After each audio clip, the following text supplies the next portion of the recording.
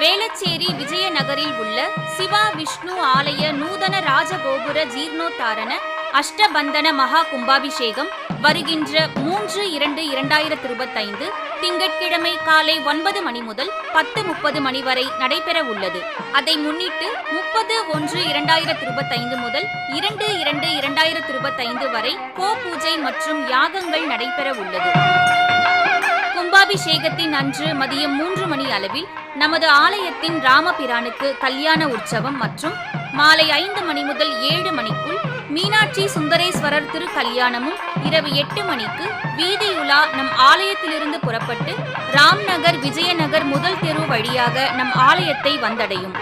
அனைவரும் வாரீர், இறைவன் அருள் பெறுவீர்.